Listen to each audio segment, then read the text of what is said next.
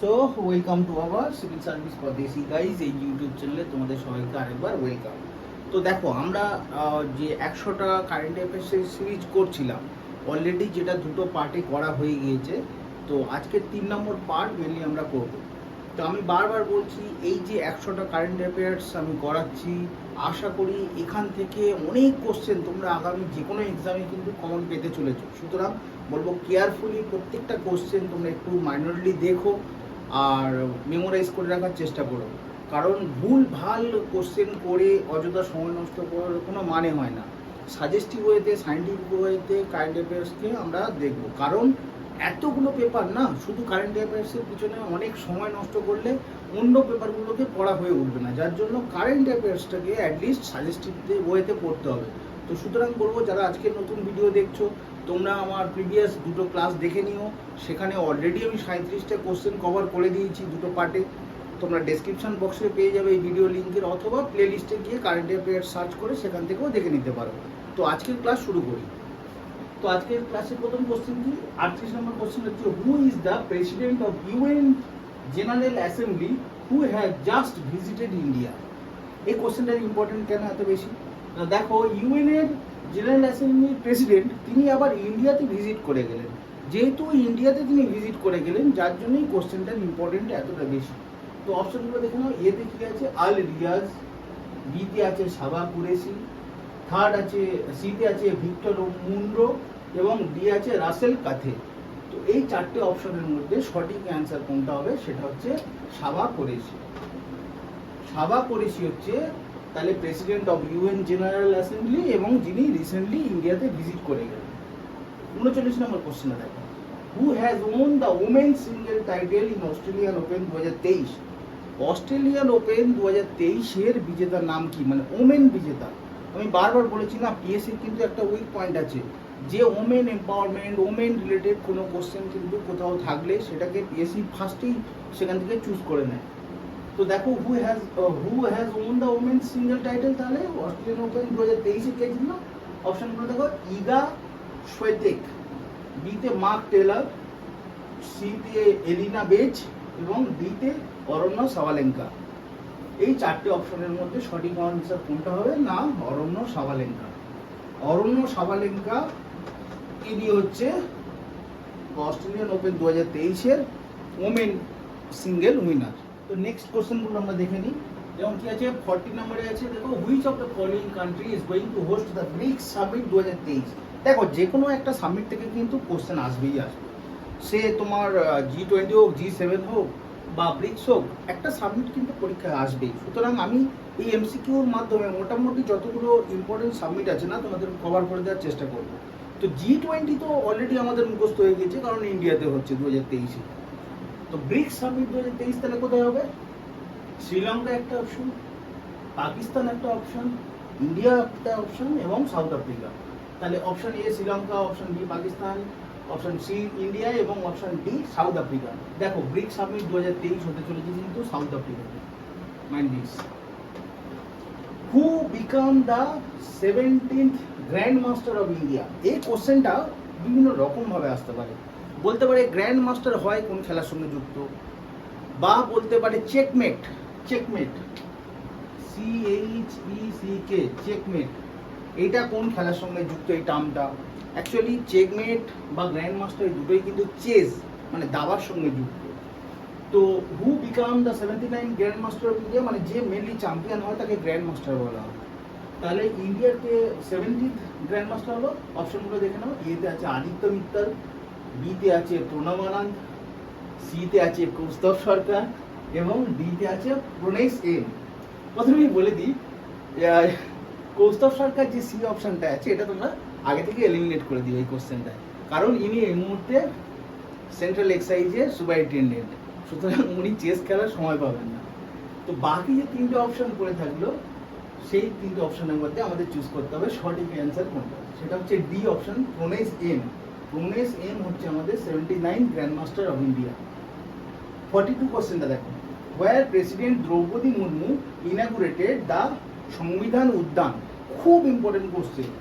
এটি কিন্তু double triple যাই স্টার মারো না কেন কম পড়বে, কারণ প্রেসিডেন্ট হিসেবে তো দ্রৌপদী মুর্মু আমাদের রিসেন্ট প্রেসিডেন্ট হলেন, এটা তো ফার্স্টে একটা কোশ্চেন গেল। এবং দেখো এখানে বলা আছে সংবিধান উদ্যান, সংবিধান উদ্যান কথাটা বলা আছে যখন আমাদের ফার্স্টেই না কনফিউশনে চলে আসবো, প্রথমেই আমরা দিল্লি, বোম্বে এইসব জায়গাগুলো, সিটিগুলোকে ভাববো। তো এর অপশনগুলো দেখে নাও, এতে আছে রাঁচি, বিতে আছে লখনৌ, সিতে আছে জয়পুর এবং ডিতে আছে নিউ দিল্লি। ম্যাক্সিমাম স্টুডেন্ট যদি এই কোশ্চেনটা আগে থেকে না পড়ে যায় বা না বুঝে যায়, তাহলে কিন্তু সেখানে গিয়ে নিউ দিল্লি টিক মেরে দিয়ে চলে আসবে। কিন্তু প্রেসিডেন্ট দ্রৌপদী মুর্মু ইনগুরেটেড সংবিধান উদ্যান বললে সব সময় মাথায় রাখবে এটা কিন্তু উনি ইনগুরেট করলেন জয়পুর, রাজস্থান। রাজস্থানের জয়পুরে সংবিধান উদ্যান উনি ইনগুরেট করলেন। 43 কোশ্চেনটা দেখে নাও কি আছে না, হু লঞ্চড দিদি সুরক্ষা কবচ অভিযান রিসেন্টলি। দেখো ওয়েস্ট বেঙ্গলের স্টুডেন্ট হয়ে এই টার্মটার সঙ্গে অ্যাটলিস্ট তোমরা সবাই পরিচিত হয়ে গেছো, কিন্তু আমি একটা কথা বলে রাখি, বিগত WBCS এর প্রিলিমিনারি কোশ্চেনগুলোতে মানে পশ্চিমবঙ্গের সরকারের কোনো ঘোষিত স্কিম থেকে কিন্তু অনেকগুলোই কোশ্চেন কমন এসছে। তো যার জন্য এই কোশ্চেনটাও আমাকে তুলে আনা। তো আমি বলবো পশ্চিমবঙ্গ সরকারের যে ঘোষিত স্কিমগুলো চলছে, যেগুলো খুব ফেমাস, সেই রিলেটেড কিন্তু প্রকল্প রিলেটেড আমি একটা পুরো ভিডিও বানিয়েছি, যেখানে সমস্ত ইম্পর্টেন্ট প্রজেক্ট বা প্রকল্প সেখানে কিন্তু আমি ইনক্লুড করে দিয়েছি। তোমরা পারলে সেই প্রকল্পের ভিডিওটা একবার প্লেলিস্টে গিয়ে দেখে নিতে পারো। সেখানে মোটামুটি তোমাদের সব কিছু ক্লিয়ার হয়ে যাবে যে পশ্চিমবঙ্গ সরকারের কোন স্কিমে কী সুবিধা, তার কী অবজেক্টিভ, তার কী অ্যাডভান্টেজ, সব তোমরা বুঝিয়ে যাবে। তো আজকের এই কোশ্চেনটা কি আছে না, দিদি সুরক্ষা কবচ অভিযান রিসেন্টলি সেটা কে চালু করলো? তো দেখো option A Amit Shah, option B PM Modi, option C Arvind Kejriwal এবং ডি হচ্ছে মমতা ব্যানার্জি। তো দেখো হু লঞ্চ দিদি সুরক্ষা কবচ অভিযান, সেটা হচ্ছে CM of West Bengal Mamata Banerjee. আচ্ছা, অরবিন্দ কেজরিওয়াল কিন্তু দিল্লির CM, এটাও মাথায় রেখো তোমরা। 44 দেখো, which Indian song has won the best original song award, the 18th golden globe award. এই কোশ্চেনটা আসছে, এটা ধরে নাও কমন এক্সামে পড়বেই এই কোশ্চেনটা, ডেফিনেট এই কোশ্চেনটা পরীক্ষায় আসছে। Which Indian song has won the best original song award, the 18th golden globe award. তার কারণ বলে দিই, দুটো কারণ। সেটা হচ্ছে গোল্ডেন গ্লোব অ্যাওয়ার্ডে ইন্ডিয়ায় প্রথম হিস্ট্রি ক্রিয়েট করলো। এর আগে ইন্ডিয়া গোল্ডেন গ্লোব অ্যাওয়ার্ডে কোনো দিন কোনো রকম পুরস্কার পায়নি, এইটাই ফার্স্ট টাইম, যার জন্য এই কোশ্চেনটাই ইম্পর্টেন্ট এতটা বেশি। যদি আগামী কোনো এক্সামে এই কোশ্চেনটা মানে না আসে, সেটা খুব দুর্ভাগ্য। ধরে নাও এটা 100% প্রত্যেকটা পরীক্ষায় আসতে চলেছে। তো দেখো এর অপশানগুলো দেখো না, এ লম্বা লম্বা, বি কেসরিয়া, সি নাট্টু নাট্টু এবং বি রঞ্জনা। তো এতদিনে মোটামুটি তোমরা যারা পেপার নিউজ এইসবগুলো চর্চা করে থাকো, তোমাদের মোটামুটি যথেষ্ট হয়ে গেছে যে নাট্টু নাট্টু সংখ্যা। এখন মনে রাখার বিষয় হচ্ছে, শুধু গানটা মনে রাখলে হবে না। দেখো এটা কিন্তু 80তম গোল্ডেন গ্লোব অ্যাওয়ার্ড, এটাও কিন্তু ঘুরিয়ে কোশ্চেন দিতে পারে। 79 দিয়ে অন্য কারোর নাম দিয়ে দেবে, 80 হলেই তবে কিন্তু তোমরা নাট্টু নাট্টুটাকে চুজ করো। তো দেখো 45 নম্বর কোশ্চেনটা কি আছে, where PM Modi inaugurated the 108 Indian science congress. এই কোশ্চেনটা BCS এ বহুবার রিপিটেশন হয়েছে যে সায়েন্স কংগ্রেস কোথায় হয়। এই কোশ্চেনটা কিন্তু আগেও অনেকবার এসছে, সুতরাং এই কোশ্চেনটা অনেক বেশি ইম্পর্টেন্ট অ্যাটলিস্ট WBCS প্রিলিমিনারির জন্য। তাহলে 108 ইন্ডিয়ান সায়েন্স কংগ্রেস কোথায় হতে চলেছে না, PM মোদি যেটা ইনঅগুরেট করলো সেটার অপশন আমাদের ফাইন্ড আউট করতে বলেছে। Option A Mumbai, option B Chennai, option C Nagpur এবং অপশন ডি কি আছে কলকাতা। এর মধ্যে সঠিক অ্যান্সারটা হচ্ছে নাগপুর। তাহলে where PM Modi inaugurated the 108 Indian science congress কোথায় না, নাগপুর। তো 46 নম্বর কোশ্চেন দেখো, in which city has PM Modi launch the world longest river cruise. খুব ইম্পর্টেন্ট, কারণ ওয়ার্ল্ডের সবচেয়ে বড়, দেখো ওয়ার্ল্ড লংগেস্ট রিভার ক্রুজ বলছে, এই টার্মটার জন্য এটার ইম্পর্টেন্ট এত মাত্রায় না, পৃথিবীর সবচেয়ে দীর্ঘ রিভার ক্রুজ। অপশন কি না, A Kolkata, B Mumbai, C Delhi, D Varanasi. তাহলে in which city has PM Modi launched বলেছে, কোথায় লঞ্চ করেছিলেন সেটা কোথায় না, বারাণসী। 47 নম্বর কোশ্চেনে দেখো, who become the first female officer to be operationally posted in Siachen.